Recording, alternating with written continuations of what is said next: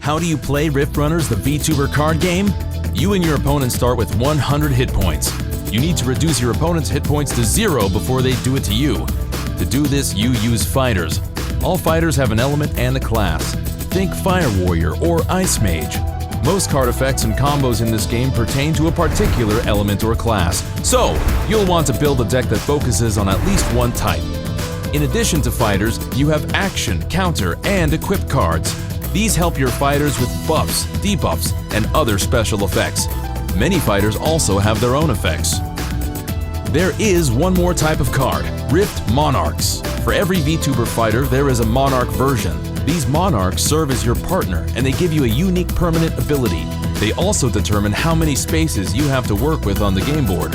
For our game, we'll use Rock Goddess Nyaru. Let's jump into the middle of a game to see how it works. At the start of your turn, you draw one card from the main deck and one from the fodder deck.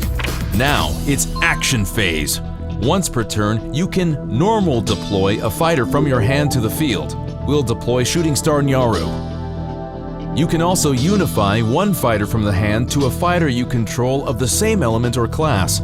We'll unify our Tora card to Nyaru. Unifying Tora turns her into a Unity token, which gives Nyaru a boost to her attack and defense values. Also during your action phase, you can use action and counter cards.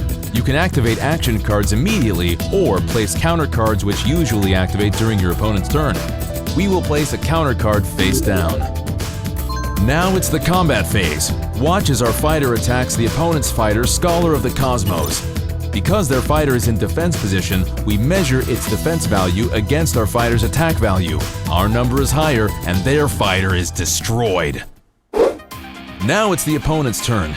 They use the action card Cyberline Recall to bring back a destroyed cosmic fighter from the Void Zone. This kind of effect is called a quick deployment, and players aren't limited to one per turn. Then, they will add Yoro's Tank Battalion as a Unity token to their fighter and rally deploy Ice Goddess Wyneria. What's a rally deployment, you ask? When you deploy a strong fighter, they need fighters on the field to use as a resource.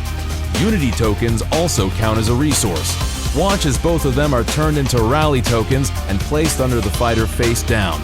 Rally tokens can be used as ammunition for certain effects. In fact, they're about to show you. They will use their Monarch effect, which allows them to expend a rally token from a Tier 3 Ice fighter and destroy the counter card we had laid for them. Then, during their combat phase, they will attack and destroy our fighter.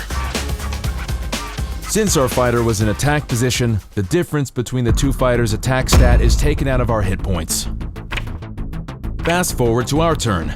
We will activate the card Crystal of Embers to quick deploy Nyaru, who was just destroyed in the last turn while also boosting her attack by 5. Then we will use her ability. She lets us use fighters in our Void Zone as resources to rally deploy Rock Goddess Nyaru from our hand. She will use her effect now. She expends a rally token and destroys Ice Goddess Wyneria, dealing 10 hit point damage. But that's not all. We are using Rock Goddess Nyaru's Monarch card as well, which gives us a unique ability. Rock Goddess Nyaru's powerful effect is no longer limited to being used once per turn. She will do the same again to both of the opponent's cards in the AC zone, dealing another 10 hit point damage for each.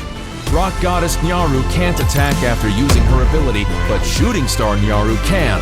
She will attack and bring the opponent's HP to 0. This is just a tiny preview of what you can do in Rift Runners.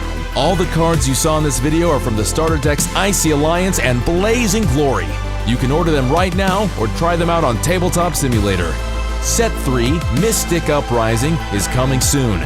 It will be available for pre-order via Kickstarter March 2025.